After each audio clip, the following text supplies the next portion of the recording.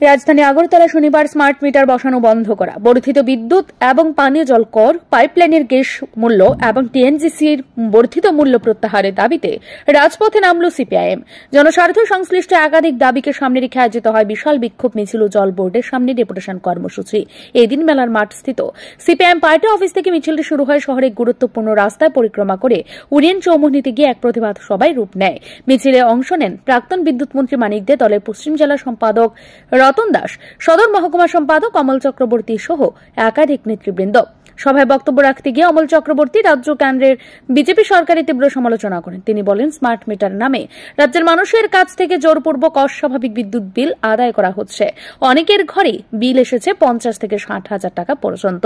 তিনি আরো বলেন, ফিটকো এবং সাই কোম্পানিকে এনে কোটি কোটি টাকার লোপাট হয়েছে।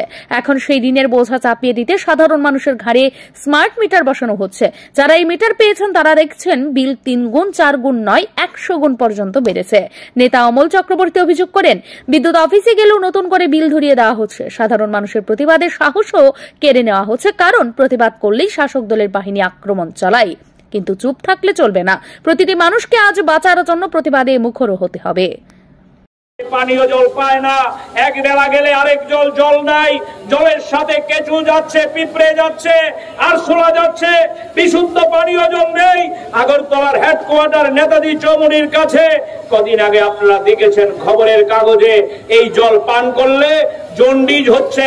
ডাক্তাররা সার্টিফিকেট করেছে পৌরসভার জল থেকে পেটের রোগ হচ্ছে।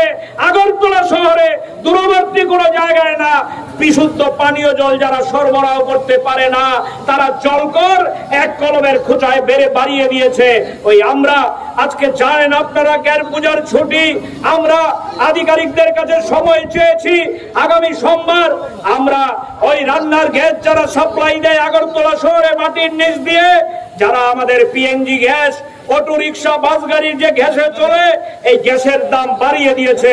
আমরা ঠিক করেছি সদর মহকুমার পক্ষ থেকে আগামী সোমবার এই জল বোর্ডে আবার আসবো, ডেপুটেশনের কপি নিয়ে অফিসারদের সাথে মিলিত হব। গুরকা বস্তিতে আমরা যাব, ওই যে যারা গ্যাস সাপ্লাই দেয় যেই সংস্থা আছে টিএনজিসিএল, তাদের সাথে আমরা ডেপুটেশনে মিলিত হব। আধিকারিকদের আমরা প্রশ্ন ছুড়ে দিতে চাই, আপনারা কার স্বার্থে, কার কথায় আপনারা গরিব মানুষের পকেট কাটছেন? সরকারের রাজনৈতিক সিদ্ধান্ত ছাড়া এটা করা সম্ভব না। আপনাদেরকে সর্বশেষ আমি সতর্ক করে দিতে চাই বন্ধু, এই আন্দোলন শুধু সিপিআইএম এর নয়, এটি সাধারণ মানুষের আন্দোলন। রাজ্যের মানুষ আর জিনিসপত্রের দাম, বিদ্যুৎ ও গ্যাসের অস্বাভাবিক খরচে দিশেহারা। তাই এই প্রতিবাদে আজকের অংশগ্রহণ ছিল উল্লেখযোগ্য। বিরোধী কর্মীরা ক্রমশ ঐক্যবদ্ধ হয়ে রাস্তায় নামছেন, মানুষও সেই আন্দোলনের সঙ্গে সংহতি জানাচ্ছেন। ব্যুরো রিপোর্ট, ঋদ্ধি নেটওয়ার্ক।